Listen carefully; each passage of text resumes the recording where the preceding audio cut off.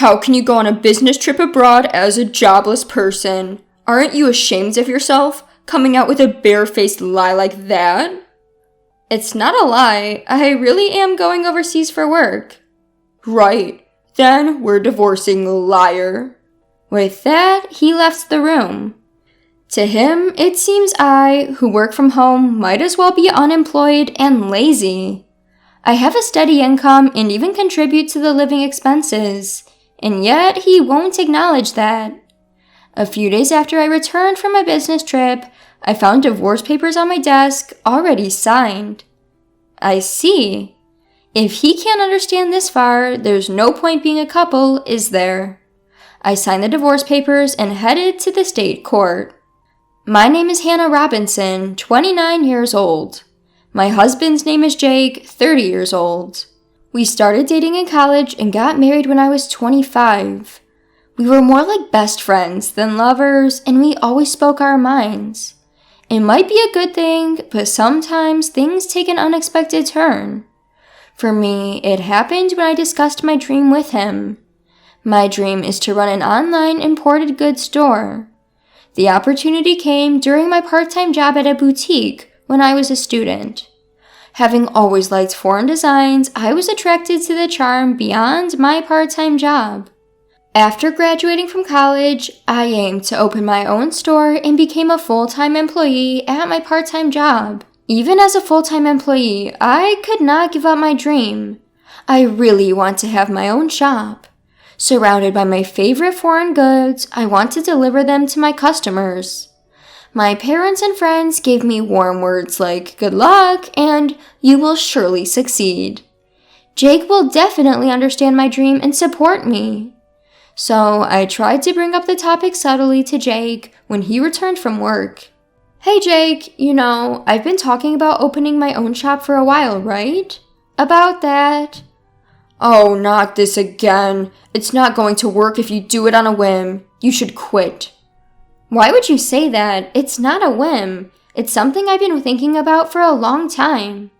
Impossible is impossible. Life isn't as sweet as you think it is. There's no need to be so harsh. Why do you always negate everything from the get-go? I raised my voice without thinking, my thoughts cavalierly dismissed. My husband Jake gives me a scornful glance, his voice ice cold. Then tell me, what's your plan if this venture of yours doesn't take off? I don't expect it to be successful right off the bat. And what about your income until then? The rent and living expenses we're splitting now. You're telling me I have to cover it all, right? No, that's not what I'm thinking at all. I have some savings for the initial investment, and I'll make sure to pay the rent. Oh, really? Then do as you please. But if it doesn't work out and you regret it, it's not my problem.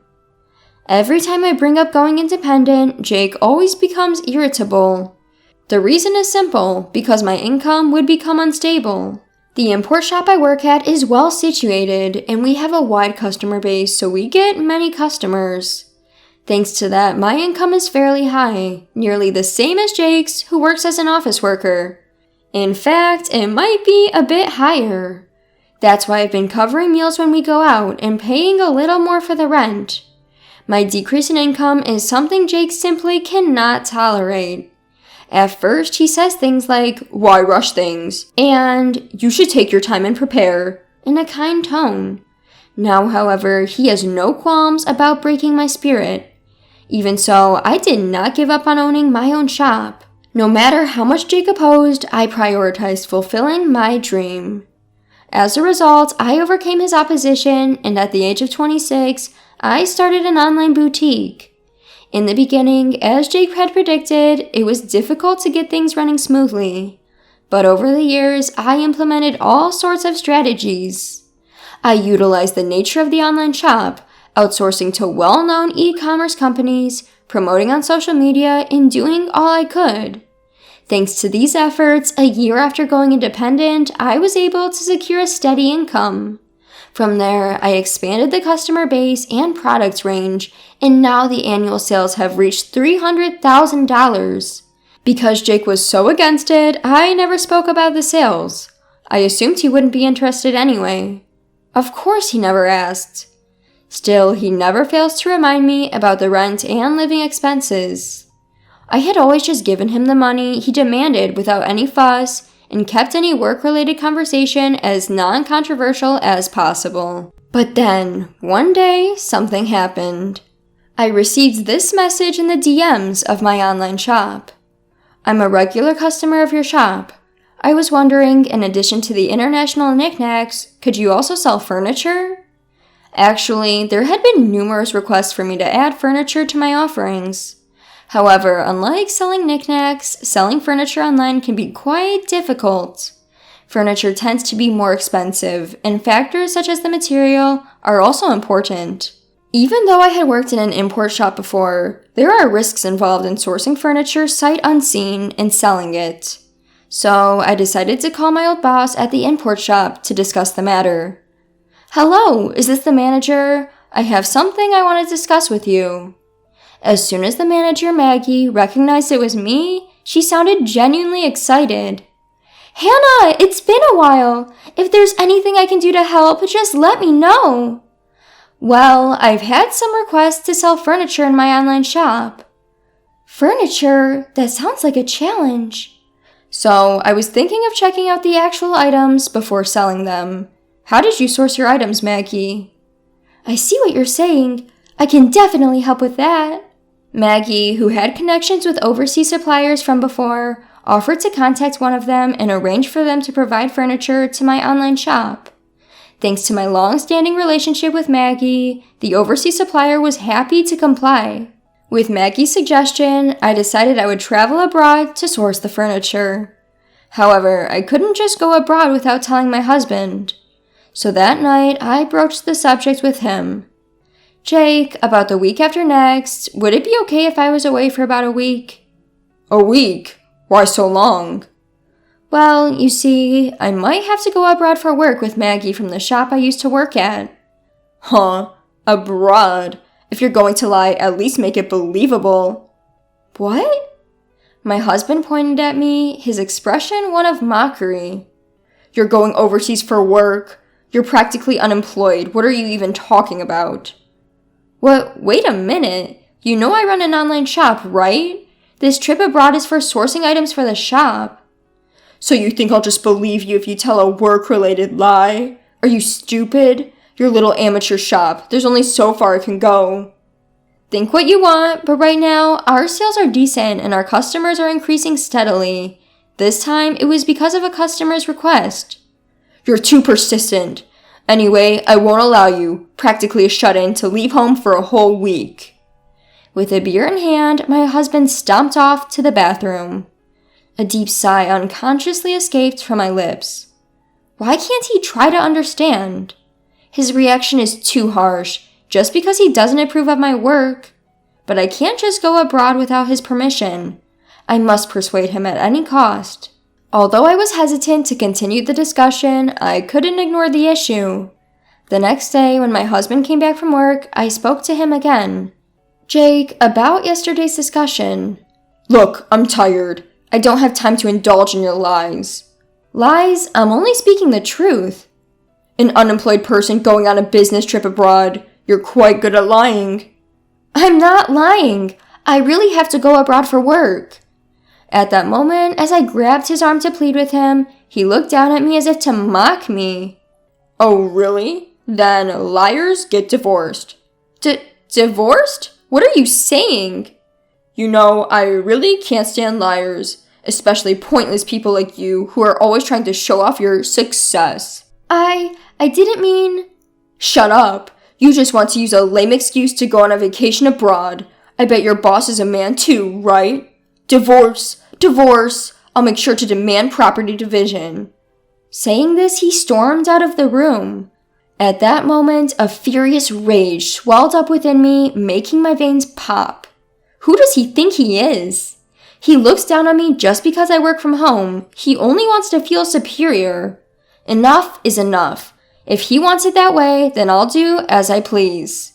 From then on, I stopped seeking his permission for my actions and decided to go on my business trip abroad. 2 weeks later, as scheduled, I headed overseas with Maggie. We went directly to our UK suppliers where we inspected the furniture and accessories that I would sell in my boutique. Taking advantage of being abroad, I spent the last day sightseeing with Maggie and was able to enjoy some fulfilling days. That said, it wasn't all smooth sailing. My phone was filled with a barrage of messages from my husband Jake. "You didn't really go overseas, did you?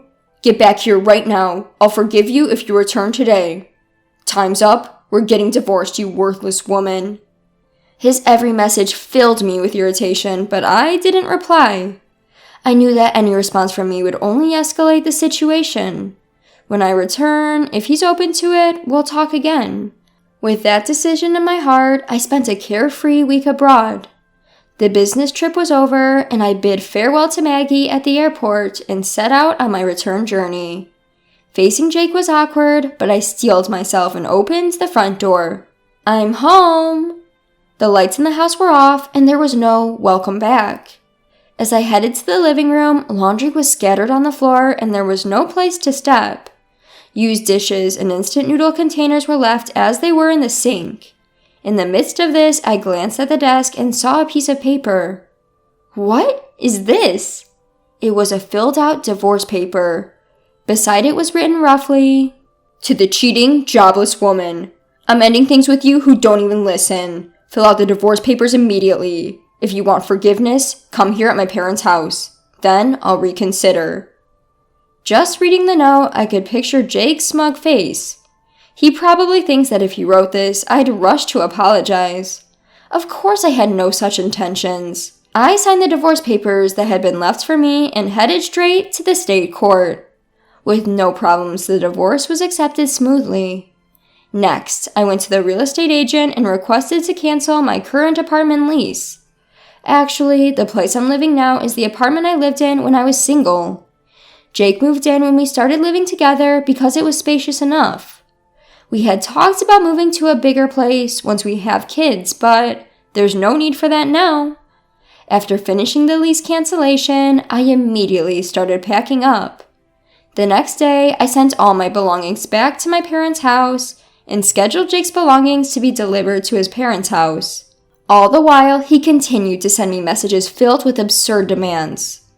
"Stop being stubborn and come apologize now. You have until the end of the week, you hear?" And so on.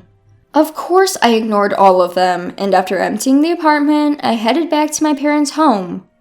A week later, my phone had been ringing nonstop since morning. Even though I ignored it, it just wouldn't stop ringing, so I reluctantly decided to answer. Planning for this call to be the last, I pressed the answer button. "Hello?" He started shouting at me right off the bat. "What the hell do you think you're doing?" Taken aback by his loud voice, I instinctively pulled my phone away from my ear. I decided to record the conversation just in case, and then I spoke again. "What's the big deal? There's nothing left to talk about." "Don't mess with me. Why, all of my belongings were delivered to my parents' house. I just got to the apartment and it's completely empty." "Oh, that? Well, I canceled the lease, so I had to get rid of everything, right?" "What? Canceled?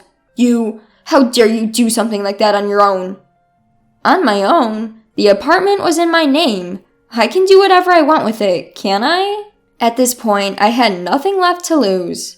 To me, his words had no effect at all. As I responded in a provocative tone, Jake showed his irritation. "Don't mess around. I don't give a damn about the lease. We were married, remember? I lived in that apartment too. You just went and canceled it on your own." "Married?" "Yes, damn it. Whether you cheated or not, we're still married.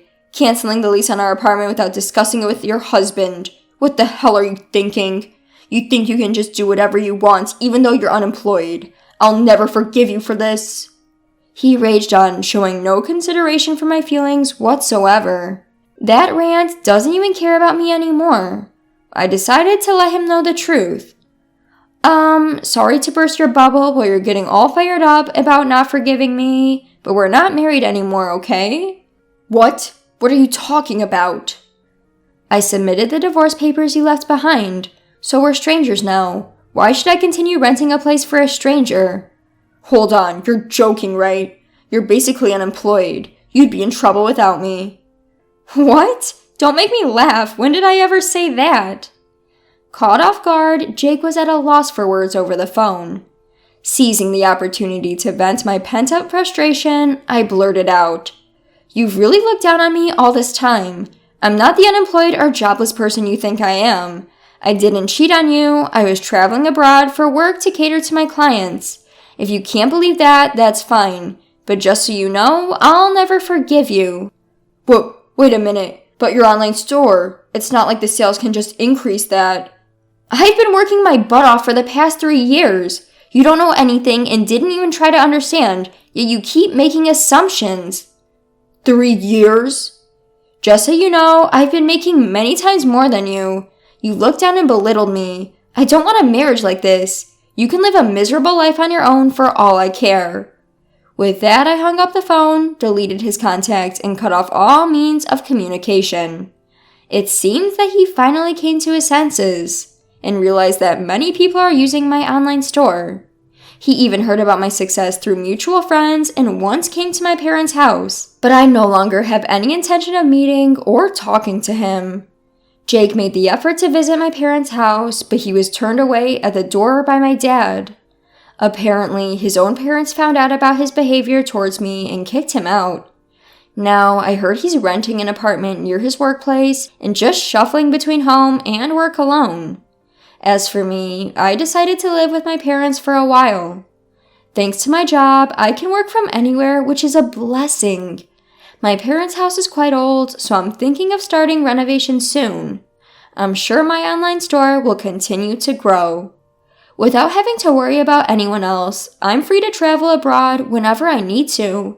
I may have a divorce on my record, but I don't regret prioritizing my dreams. I plan to keep working hard and return the favor to the people who have supported me.